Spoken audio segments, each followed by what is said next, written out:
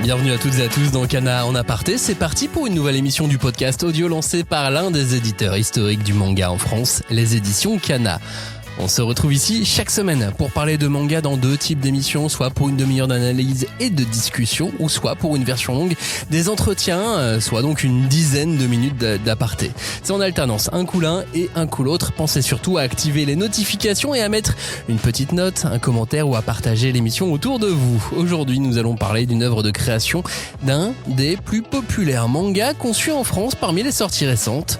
Silence de Johan Vornier. Silence va nous embarquer dans un long voyage au bout de la nuit. Mais Silence, c'est pas exactement du post-apo, ça serait plutôt du cato post-péro en fait. Alors c'est parti pour cette émission loquace. Je suis Maxime Bender et je vous invite à poursuivre cette écoute avec Stéphanie Nounès, Mathieu Adman et Antonin Lacombe. Là, vraiment, le fait d'avoir fait des monstres selon le folklore français, ça a tout de suite appelé les libraires, en fait. Depuis tout temps, il y a des contes et ça leur sert de leçons, de morale, mais surtout, ça leur apprend à contrôler leurs émotions. C'est plutôt le coup de cœur éditorial. Essayer de trouver une histoire qui est assez novatrice, assez originale. Pour nous éclairer aujourd'hui, Antonin Lacombe, journaliste spécialisé BD, comics et manga, notamment pour les magazines Manga Kids, Japan Live ou Japan Max. Salut Antonin. Salut Maxime. Mathieu Adman, chef de produit marketing aux éditions Kana, est également avec nous. Salut Mathieu. Salut tout le monde. Et enfin Stéphanie Nounès, directrice de la communication des éditions Kana. Salut Stéphanie. Hello à tous. Pour vous qui êtes habitués à travailler avec des sociétés japonaises, Mathieu et Stéphanie, et avec des services de droit étranger, comment ça se passe quand vous avez un auteur francophone au planning? Est-ce que vous essayez de les voir avant, de discuter, de faire en sorte de faire des choses que vous pourriez pas du tout faire sur les mangas habituels qui sont publiés aux éditions Kana? C'est une très bonne question, Maxime. Et en fait, au début, on a un peu changé aussi notre manière de travailler, je trouve, les auteurs français, parce qu'on a commencé en 2012, je crois, avec Elsa Brandt, quelque chose comme ça. On avait qu'Elsa, en fait. Ouais, on avait qu'Elsa. On a pris le métier clairement sur les dernières années. Ouais, c'est ça. Aussi. Et vraiment, pour moi, l'année où vraiment Kana se lance dans la créa française, c'est en 2022, avec quand on a sorti Sweet Concrete, Onera, Talento 7. Et donc là, vraiment, on a commencé à travailler et Eva Nupier. Pardon, effectivement, c'était en fin d'année. Et avec Silence, en fait, c'était la seule création de 2023. Donc, ça nous a aussi permis vraiment de le travailler un petit peu différemment parce qu'on avait un peu plus le temps. On a fait des épreuves non corrigées. Et on peut vraiment travailler différemment. Et on a pu le lire. Sûrement, non? Oui, c'est beaucoup plus simple et on a accès à l'auteur. Donc, ça, c'est chouette. Mais par exemple, là, pour les prochaines séries qui vont sortir sur 2025, on a revu encore le process. Et maintenant, en fait, c'est l'auteur au moment de la signature, qui va venir nous présenter le titre lui-même, et pas nous qui allons dire on a lu le titre et donc on te propose de faire ça en com, ça en marketing, etc. Là, en fait, il y a d'abord une vraie rencontre avec l'autre pour lui dire vas-y, pitch-nous. Oh, le parcours du combattant.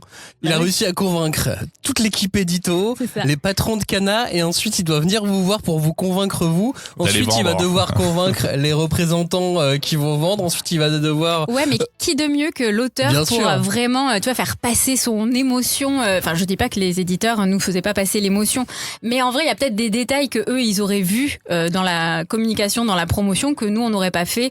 Donc je trouve que ça permet vraiment de boucler la boucle. Des envies surtout, parce que la grosse différence quand même par rapport au Japon, c'est que là on a l'auteur qui est disponible et qui peut répondre à nos demandes. Nous, clairement, côté communication et marketing, ça veut dire que c'est bête, mais si on veut un visuel couleur spécialement designé pour une utilisation précise, on peut passer la commande et l'avoir auprès de l'auteur, alors que sur le Japon, on est toujours obligé de taffer avec un matériel très limité. Et évidemment, derrière, on doit rendre des comptes aux éditeurs japonais. Là, on doit rendre des comptes seulement à l'auteur, sauf que l'auteur, il est accessible. On peut parler avec lui, s'expliquer, essayer de faire passer l'idée et pourquoi on veut faire ça. Et bien sûr, en plus, il répond rapidement parce qu'on n'a pas 8 heures de décalage horaire entre chaque mail. Et ça, c'est une vraie validation pour la moindre virgule. Exactement. On leur fait tout valider quand même. Mais c'est juste que... mais ça prend 24 heures. Voilà, ça dépend évidemment des auteurs. Il y en a qui sont plus pointilleux que d'autres. Il y en a qui vont essayer de pousser un peu plus loin, mais ce qui est normal, c'est aussi leur taf et leur œuvre. Mais clairement, une validation avec un auteur français en 3 jours, c'est réglé. Avec un auteur japonais, c'est 2 semaines minimum. Donc. Et puis même aussi pour les demandes d'interview, etc., c'est quand même un process qui est vachement plus rapide.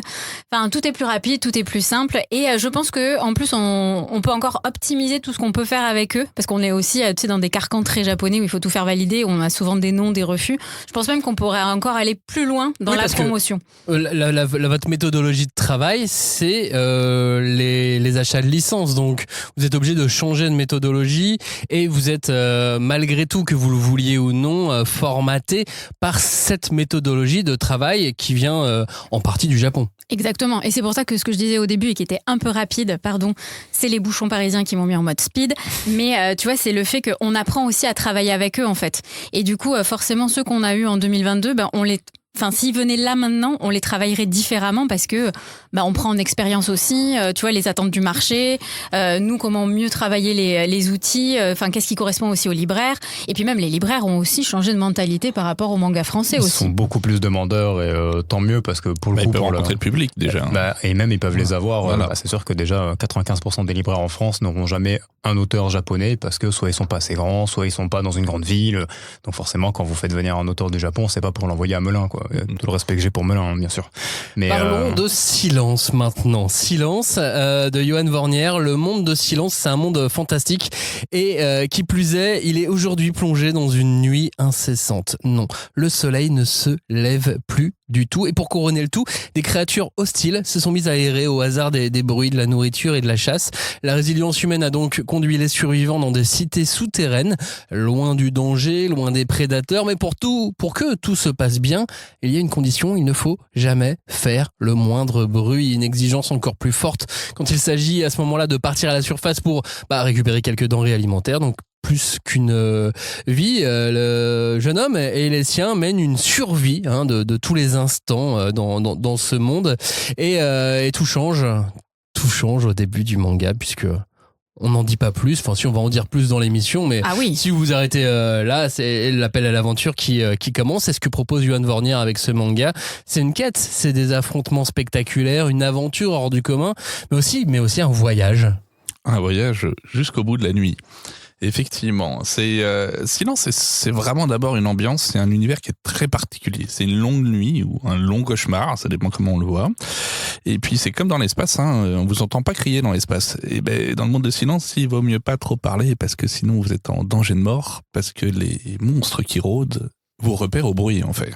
Nous avions proposé de faire ce podcast en langue des signes, pour éviter d'attirer l'attention des monstres, mais l'idée a plutôt laissé tout le monde sans voix. Voilà. Bon, alors pas mal.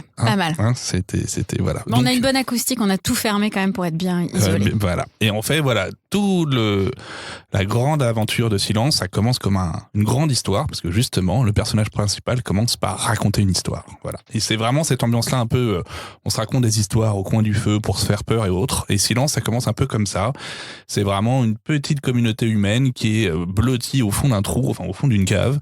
Ils essaient de survivre et quand même, on a besoin un peu d'espoir. Il y a des enfants, il faut arriver un petit peu à les occuper. Il n'y a pas de télé, il n'y a pas de smartphone. Donc partant de là, on va se raconter des histoires. Voilà. Et c'est ce côté coin du feu qui vous a assez vite conquis ou pas à la lecture de Silence au début ? Moi, c'est un concept en fait. Le concept, il est simple, clair et net au début. T'es dans un monde, faut pas faire de bruit. Tu parles en langage des signes. C'est facile en fait à expliquer, c'est facile à comprendre. Donc dès le début, tu rentres vraiment dans l'univers et dans l'histoire.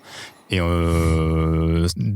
c'est assez original. On l'a vu dans certaines autres œuvres, mais finalement pas tant que ça. Et dans le manga, j'en ai pas qui me viennent en tête. Et je me suis dit que c'était assez audacieux déjà de partir sur ce concept, puisque forcément, sans avoir les bulles, parce qu'on a clairement, il l'explique, ça parle en langage des signes, mais on sait quand même plus ou moins 3D dans les bulles ce qu'ils sont en train de se dire. Mais t'es pas dans le texte partout à tout expliquer. Et pour un shonen et le début d'un shonen, pour vraiment poser ton univers, surtout qu'il est assez ambitieux dans l'univers de Silence, c'était quand même assez original. Et après, derrière, moi, c'est plutôt le graphisme et la fluidité qui m'ont tout de suite accroché. Une fois que tu lis les premières pages, tu peux enchaîner en fait et ça se lit vraiment tout seul. C'est la force de la nuit et l'avantage c'est que voilà, il va forcer le trait entre guillemets, il va pouvoir marquer les noirs. C'est vraiment un auteur excessivement talentueux, on peut le dire, et c'est dès son premier album et ses premières cases. Le petit truc qu'il trouve justement pour indiquer dans les bulles que c'est la langue de signes, c'est du murmure en gros, c'est vraiment très bien malin, trouvé. Ouais. Et au fur et à mesure, on va sortir de cette grotte et on va commencer à découvrir le monde extérieur, ses dangers et ce qui va s'entraîner un petit peu là-dedans. Et si je peux juste me permettre, c'est là où tu as raison Mathieu, c'est qu'il y a un vrai bon découpage en fait. On rentre dedans direct, parce que moi j'avoue, quand l'édito me pitch, j'écoute d'une oreille, mais en fait quand je lis, ouais, faut le dire, je suis pas la meilleure. Ils écoutent le podcast, tu sais. Je sais, mais justement, mais après moi j'ai besoin de lire vraiment pour me faire mon truc. Et comme tu dis, c'est un univers qui est très riche, très dense, mais par contre il perd pas de temps en explications qui pourraient te te perdre un petit peu. Et vraiment, il y a une vraie belle fluidité et direct, le personnage de Lam, le héros, tu t'y attaches direct en fait. Il y a un truc, c'est vraiment très bon. Il y a un mystère derrière le monde qui effectivement va expliquer l'aventure et qui va expliquer au fur et à mesure que les personnages avancent pour survivre, certes, mais l'idée ça va être aussi d'aller découvrir entre guillemets ce qu'il y a derrière cette ombre, et ce qu'il y a derrière cette nuit et ce qu'il y a derrière ces nuages. Et on a l'habitude en fait, nous sur la créa française, c'est un des premiers reproches qu'on nous fait, qu'on fait surtout aux auteurs, c'est qu'on voit tout de suite que c'est de la créa française sur le dessin. Là sur Silence, moi je trouve que c'est le cas. Tu vois clairement que c'est pas japonais, sauf que justement quand tu lis le titre, c'est tellement bien découpé et tellement fluide que c'est pas un souci. C'est assumé en fait. Il n'y a pas à vouloir faire un faux semblant de japonais, c'est sa patte mais elle est bonne quoi. Oui, et ça te sort pas de l'œuvre en fait, où à chaque case tu fais ah oui non là c'est un peu bizarre le dessin, clairement c'est moins bon ou pas que les japonais. Il a une très bonne maîtrise de la narration. En fait, il a son dessin qui est posé, qui est là et qui est en place. Il n'y a pas d'erreur de proportion, rien de tout ça et autres. Par contre, son énorme force en plus, c'est vraiment il est fluide dans sa narration. Et je pense que les meilleurs auteurs français qui veulent faire du manga français sont ceux qui maîtrisent la narration, vraiment, qui maîtrisent cette espèce de découpage, de mise en page et autres, et qui fait cette espèce de... On va pas lire un chapitre en 20 minutes, on va le lire vraiment en 5 minutes, mais c'est fluide et justement on a envie d'aller lire le suivant juste après. Et juste pour la petite anecdote, je lui avais demandé du coup, et après Silence, parce que tu vois on se dit toujours, et il m'a dit moi je serais plus tentée par du scénario en fait. Donc c'est là où ça rejoint ton truc, en fait la narration c'est vraiment quelque chose qui le botte limite plus que le dessin, alors que le dessin est déjà un top alors niveau. Que ouais, clairement voilà. En termes de dessin il s'impose là. Il y a Gangsta qui avait été un manga qui était sorti il y a quelques années chez Glénat qui mettait en scène aussi la langue des signes. Ouais, avec un héros muet, c'est ça, de mémoire. Tout à fait, exactement. Et en général, on dit... Et on le dit avec un petit trait d'humour que pour faire un bon manga, il faut deux choses, une bonne histoire et des bons personnages. Comment sont les personnages, Antonin ? Il y a toute une petite panel. On va en découvrir forcément au fur et à mesure. On a Lam, voilà, le personnage principal, avec son ami Ocel, voilà, qui sont un peu les seuls ados du groupe et qui justement vont rentrer un peu dans l'âge adulte où ils vont avoir l'autorisation, accompagnée évidemment, de sortir dehors. Enfin, juste pour Lam. Ocel, elle reste à la maison. Et justement, c'est là où on va commencer un petit peu à découvrir ce monde. On va voir un petit peu Lam évoluer. Et on va voir un petit peu la petite communauté qui est autour, son espèce de figure paternelle qui est aussi avec Gris. Et ensuite, on va avoir les autres personnages. C'est-à-dire que il va y avoir des rencontres à l'extérieur, des rencontres positives, voilà. On va découvrir Lune, un personnage un peu étrange qui se traballe quand même avec des grelots dans tous les sens et qui fait un boucan d'enfer. Donc dans cet univers-là, c'est complètement... Elle est badass, elle assume. Elle apparaît comme le Messie au début de l'histoire, voilà. Parce qu'elle arrive du monde inconnu et promet justement de sortir tout le village de la précarité. C'est ça. Oui. Que tout le monde a peur du bruit et que finalement elle va à l'encontre de tout ça. C'est un gros message d'espoir. C'est surtout que la première sortie se passe très mal. Voilà, ils se font à peu près déboîter par un monstre parce qu'il y a plein de monstres dehors qui les ont repérés, voilà. Et quand ils reviennent dehors, parce qu'ils ont quand même besoin d'aller chercher à manger, et d'un coup, Lune apparaît et retourne le monstre, mais en un claquement de doigts. Et donc déjà, on se dit, ah ouais. Et à partir de là, on va en découvrir un peu plus. On va découvrir un petit peu... sortant de leur grotte, entre guillemets, les habitants vont un petit peu être contraints de sortir et de fuir un peu plus loin.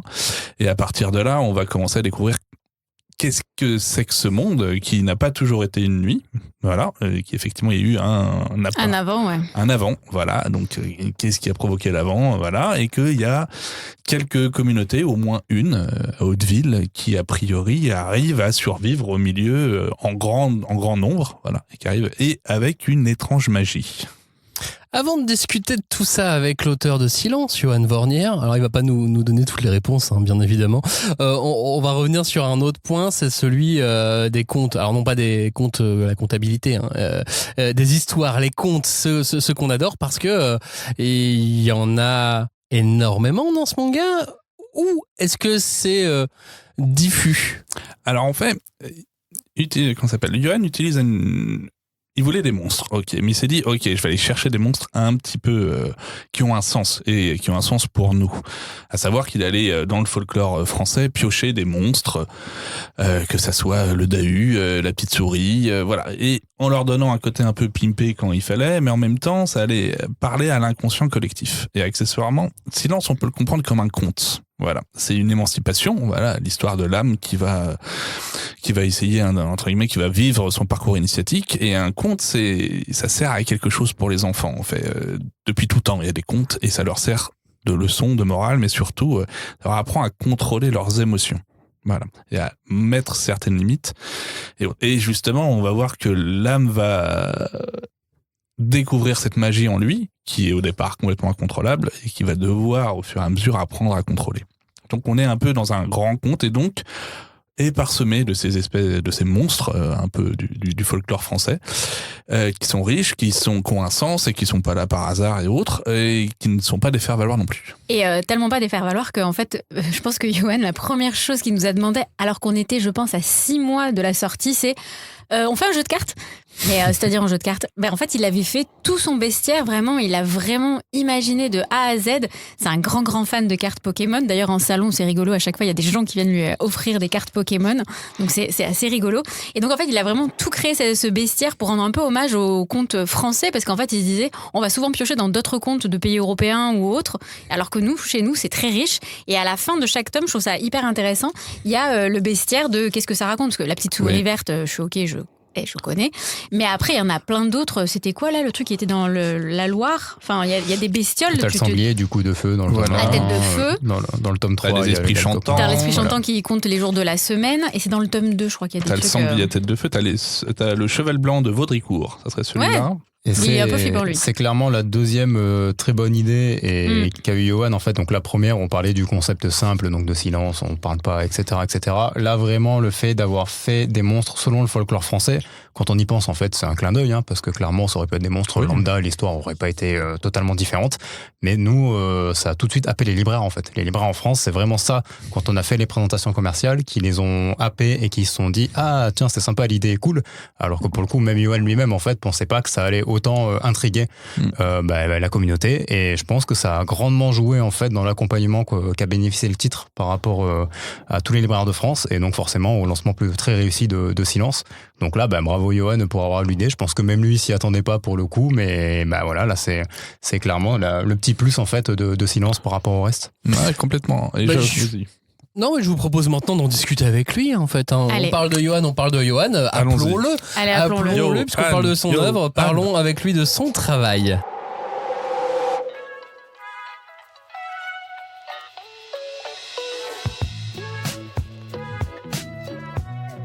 Salut Johan, bienvenue dans Kana en aparté. Merci beaucoup de répondre à nos questions. La première que je voulais te poser, c'est est-ce que, comme dans la légende du manga, on parlait des légendes qu'il y a dans ton manga, mais est-ce que comme dans la légende du manga, t'as un éditeur qui te harcèle chaque jour pour que tu rendes tes planches? Non, ça va là-dessus. Je suis plutôt tranquille. Je rends les planches à temps, donc on n'a pas besoin de me harceler pour que je rende les planches, ça va. On est tous des grands fans de manga, tous autant qu'on est. On connaît le rythme qu'ils ont au Japon. On sait tous qu'on craint la moindre maladie qui va les mettre KO et qui va nous empêcher de lire la suite de leurs aventures pendant des semaines et des semaines. Tu vois où je veux en venir. Est-ce que tu peux nous raconter un petit peu ta vie de mangaka, un petit peu made in France? En gros, là pendant qu'on parle, je dessine pour pas perdre la moindre minute. Mais en gros, c'est très simple, hein, le rythme de je pense tous les auteurs de manga en France, c'est on se lève et puis on bosse jusqu'à ce qu'on dorme. Donc, globalement, là sur le tome 1 et 2, j'avais pas le même rythme. Là je suis sur le tome 4, du coup, j'essaye de me garder des week-ends pour me dire au moins il y a des vrais jours de repos. Alors c'est pas évident parce que on a toujours envie d'avancer plus vite et de rattraper le retard qu'on accumule. Mais j'essaie de me garder des week-ends. On a réduit aussi le nombre de dédicaces parce que avant, sur le tome 1, j'avais dit OK, on ouvre les vannes et c'était tous les week-ends. Donc je me suis rendu compte que OK, c'était pas possible. Donc là, on a réduit à 2 week-ends par mois où je suis en dédicace. Donc en gros, j'ai 2 week-ends de repos globalement, même si ça se transforme plus en 2 dimanches. Et en gros, pour le rythme, c'est entre 50 et 60 heures de travail par semaine, on va dire. Et tu te vois faire ça pendant combien de temps ou combien de tomes? Alors, le nombre de tomes, c'est compliqué à dire. Je me rappelle toujours d'interviews de Kohei Horikoshi qui disait, quand il avait rencontré Oda, que Oda lui avait dit, mais de toute façon, ça sert à rien de de prévoir le nombre de tomes que tu penses que ça fera, parce que ça fera le double ou le triple. Donc je me dis, bon, on va pas se plonger là-dedans, parce que si je dis un chiffre, j'ai peur que ça déborde. Mais c'est de l'aventure, c'est de l'action, donc c'est fait pour durer un petit moment, si le public continue d'être là. Donc ça, ouais, je pourrais pas dire un vrai nom, mais moi je suis partant pour continuer tant que le corps tient, on va continuer. Alors on te souhaite que tout aille bien, Johan. Merci beaucoup du temps que tu nous as accordé et on te laisse dessiner en paix alors. Merci à vous. Merci beaucoup. Au revoir, salut. Johan. Bye.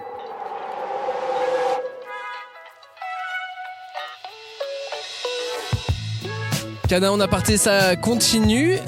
Une fois qu'on a lu Silence, ou plutôt dans l'autre sens, Silence, vous le recommandez à des lecteurs de quel manga ? Alors, il y a quand même, j'avoue, on peut aller dans la planète yokai. Il y a quand même plein de choses et que on voit. Les yokai, c'est comme nos monstres. Ils expriment nos peurs. Ils expriment un petit peu les parts d'ombre de la société, de ce qu'on comprend pas trop et de ce qui bouge, ce qu'on voit bouger dans la nuit. Donc, c'est vraiment assez inspirant. Donc, une grosse partie du travail de Shigeru Mizuki. De façon un peu plus populaire chez Kana, il y a Noura, qui est très chouette. Noura, le seigneur des yokai, un manga qu'on sous-estime beaucoup trop. Super série. On a un peu oublié d'ailleurs. Voilà, qui vous en plus vous fait vraiment rentrer dans la légende des yokai avec plein de choses sur le folklore amenées de façon vraiment shonen. C'est vraiment génial. Pour ça marche très bien. On a les contes du Japon d'autrefois, qui est qu'on s'appelle un peu plus traditionnel, réaliste. Voilà, on sort de cet univers un peu shonen Jump et autres. On pourrait parler de Radiant aussi quand même, Évidemment. parce que bon, il y a quand même pas mal de points communs. Il y a de la magie, il y a de la lutte de classe, parce que c'est aussi ça, Silence. Il y a de l'émancipation féminine, parce qu'il faut pas croire mais ça, il va se passer pas mal de choses. C'est quand même très chouette. Qu'est-ce qu'on peut voir aussi? Il y a un petit côté Snowpiercer à un moment, voilà, parce que pareil dans ce genre de monde sans fin, l'hiver incessant et autres, et de comment on reconstruit une communauté, et aussi le côté, j'insiste, sur le côté social et lutte de classe. Il y a vraiment, quand les personnages vont arriver dans la fameuse ville, de Haute-Ville, ils vont quand même voir que waouh, c'est un peu sclérosé et c'est un peu... On comprend qui dirige et on comprend qui est dirigé. Voilà, complètement. Très vite. Il y a quelques séries aussi, films. Il y a Sans un bruit de John Krasinski aussi. Et... Tout le monde lui a posé la question, mais en vrai, tu t'es inspiré de ça. Et littéralement, d'ailleurs, je crois que j'étais la première à lui poser la question aussi, et il n'avait pas vu le film au moment d'écrire Silence. Mais ça arrive tout le temps. Hein. C'est quand fou, on hein. demande, quand on voit une inspiration évidente, Mais c'est ça. on demande à l'auteur et en général, il faut qu'est-ce que c'est ? Ah, mais c'est Je ne dingue. connais Hein. pas. Après, quand on a un propos, qu'on a un concept très fort et très simple, souvent c'est un bon concept, une bonne idée, c'est très simple. Voilà. Il y en a d'autres qui vont l'avoir aussi parce que c'est simple, mais en soi, on va le traiter d'une certaine façon et l'orienter d'une telle façon qu'au final, ça crée un univers propre et vraiment une identité vraiment très, très marquée. Et puis côté autre manga de création chez Kana, on a de quoi faire aussi. Ah bah on a Oneira quand même. Complètement. Voilà. Très bonne série. 4 tomes. Voilà, donc là c'est plutôt des cauchemars et des rêves qui sont incarnés, qui s'incarnent dans la réalité, pardon. Et donc ils vont effectivement, si vous faites des mauvais rêves, vos nuits vont être un peu plus compliquées, quoi. Voilà. Et c'est là, je pense que c'est aussi une des grosses surprises. Alors il y en a quelques-unes en création chez Kana quand même, mais là c'est une belle surprise parce qu'il y a vraiment, ça prend beaucoup d'ampleur. Les auteurs sont vraiment posés, sont investis. Il y a plein de choses à côté. Ils racontent des petites histoires. Il y a plein d'événements et des QR codes qui sont dans les albums et autres. Et là, on sent qu'il y a vraiment, on sent un peu la force de la création éditoriale. C'est que vraiment, on sent que là, les éditeurs sont français. Ils ont de la marge de manœuvre. Ils peuvent proposer les choses. Les auteurs aussi. Et il y a vraiment, je sais pas comment vous le vivez en face, mais moi j'ai trouvé que pour Oneira, c'est quand même super intéressant. Ouais, bouclons la boucle. Vous souhaitez faire quoi ? Comment ça marche la création ? C'est vous imposer de faire X tomes par an ? Alors nous, on n'est pas à l'édito, donc on va pas se permettre d'avoir notre propre avis, mais on a quand même l'impression, je donne quand même mon avis,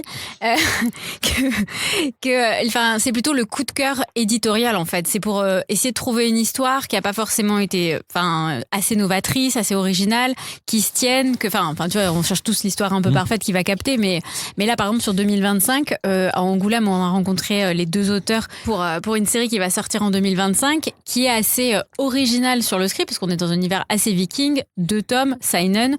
Donc voilà, en fait, maintenant, la créa française prend ses ailes, son envol et va sur des tableaux qui n'ont jamais été expérimentés. Donc, c'est chouette, en fait. Et je pense que c'est ça que cherche l'édito. C'est aussi le projet, allez, commercial quand même, faut pas déconner, mais quand même qui sort du lot, quoi. J'ai l'impression. Ouais, et l'idée, quand même, c'est effectivement d'en avoir beaucoup plus souvent que ce qu'on faisait avant. On a clairement mis l'accélérateur sur la créa parce que, notamment, on a beaucoup plus d'offres. Maintenant, il y a énormément d'auteurs qui nous proposent des projets et qui proposent des projets qui sont vraiment, vraiment, vraiment quali. Et derrière, forcément, pour un éditeur, on en a parlé au début d'émission, mais c'est avantageux, nous, d'avoir de la créa et de s'émanciper aussi du Japon. Et il se passe, en plus, vous faites plein de choses intéressantes. Typiquement, vous avez pas mal travaillé. Non, mais vous avez cherché aussi en marketing à travailler un peu en transmédia ou en cross-média. Typiquement, ce que vous avez fait avec La Chouette, en développant le manga de Runners, avec quand même un auteur qui est ultra brillant. On est quand même. Nicolas David, c'est une pépite. Voilà. Enfin, c'est une pépite. Booksters, moi j'avais trouvé qu'il y avait un super potentiel avec... C'est vraiment dommage. Booksters, je crois que c'est une série qui aurait pu être vraiment hyper utilisée. Ça parlait justement des contes, ça parlait d'une force de conte, quoi. Vous aimez Silence, allez lire Booksters. Ouais, c'est vrai, voilà. 3 tomes. 3 tomes, mais je pense que... Alors, je pense qu'il n'est pas sorti au bon moment. Peut-être. Et peut-être que la cible, elle était peut-être un peu trop jeune et qu'il aurait fallu un peu level up parce qu'il y avait un truc à faire sur... l'univers était magique. C'est ça aussi qui manque pour l'instant dans l'offre de la production de mangas de création en langue française. Beaucoup de shonen. C'est les thrillers, c'est des choses un petit peu plus dures. C'est des choses qu'on va retrouver notamment dans le cinéma français, dans le cinéma de genre, qu'on aimerait éventuellement retrouver dans les mangas parce qu'on a des gens qui savent très bien écrire les histoires. On a des dessinateurs en France, mais qui ont super fort. Un talent de dingue. Incroyable. Maintenant, voilà, il faut travailler le format manga, puis il faut que ça marche pour qu'ils puissent aligner 200 pages tous les 6 mois. Mais c'est vrai que la majorité des créas, nous, qu'on voit passer, elles sont sur le segment qui est déjà le plus exploité au Japon. Donc, mais ce qui est logique, en fait. Bien sûr, parce que c'est aussi ça qui les ont inspirés quand ils étaient jeunes, et la majorité, en fait, des auteurs de créas qu'on voit, ils ont les mêmes inspirations, comme nous tous, en fait, c'est du Dragon Ball, du Naruto, du One Piece, etc. Donc, c'est aussi ce qu'ils veulent faire en proposition artistique. Mais c'est vrai que du coup, c'est déjà que c'est compliqué à la base en tant qu'auteur français de réussir à s'imposer sur le marché. Si en plus, effectivement, la proposition est assez proche de ce qu'on trouve déjà au Japon, ça c'est encore plus compliqué. Exactement. Et quelque part, ça permet vraiment de... Faut arriver à créer son identité. Typiquement, dans les mangas français, alors on cite tout le temps les mêmes, Radiant et Dreamland, mais City Hall était un concept fantastique. Complètement. Mais un oui, bien univers sûr. où le papier était interdit parce que le papier prend vie et devient des monstres. Et par l'imaginaire de celui qui décrit, on fait, voilà. Un écrivain écrit quelque chose et ça prend vie en forme de papier. C'est assez mais il y a génial. vraiment un level up de qualité de la part des auteurs français parce que ils ont les codes, ils ont trouvé leur style. En fait, ils ont arrêté de copier le Japon, ils ont trouvé leur style qu'ils ont amélioré, qu'ils ont mis au goût du jour. Et franchement, il y a des choses incroyables. Voilà. On rentre vraiment en plus dans la narration. C'est ça, on fait ils savent raconter des histoires sur 200 pages en y mettant toute la force du manga. Donc là, c'est vraiment quelque chose qui est... Et là, par exemple, jeudi prochain, sans spoil, on va rencontrer un nouvel auteur qu'on va signer, qui j'espère sortira en 2025 ou 2026. L'idée, elle est géniale. Jamais vu. Il y a un concept, il y a un dessin. Enfin, ça, ce sera une pépite et on en fera un podcast en 2025. Ça marche. On note 2025 déjà. Ah ouais, donc le mec vont vite. Bon, peut-être 2026. Allez, ça dépend. On va devoir mettre fin à cette émission parce qu'on arrive au bout du temps qui est imparti. Est-ce que tu as un dernier petit mot sur Silence, Antonin ? Oui, là aussi, parce que pareil, Yoann a poussé sa compréhension de l'univers du manga et de la narration manga jusqu'au bout et il s'est amusé aussi à faire le dessous des couvertures. Donc je vous invite à enlever la jaquette et à regarder ce qui s'y passe. Silence de Yoann Vornier, c'est déjà 2 tomes en librairie. Attention donc, vous l'avez entendu, publication du tome 3. Oui, publication du tome 3 le 12 juillet 2024, publication du tome 4, il est dessus donc en 2025, puis il y aura un tome 5, un tome 6, etc. Des jaquettes exclusives sont aussi disponibles dans de nombreuses librairies en France, selon les périodes, les sorties, et cette etc. année c'est Cultura, c'est ça Mathieu ? On essaye de faire un libraire / une enseigne par tome, donc là le tome 3 ça sera Cultura, et on peut déjà vous dire qu'on prépare quelque chose de super cool sur le tome 4, donc on espère que ça vous plaira. Je sais même pas moi. Merci la commune. Merci de toujours accueillir Silence comme il se doit. Merci pour votre écoute. N'oubliez pas, commentaires, notes, petite étoile, c'est toujours encourageant. Puis n'oubliez pas de vous abonner à l'émission. Merci de nous avoir écoutés. Salut, ciao. Salut tout le monde. Merci, bye bye. Bye bye.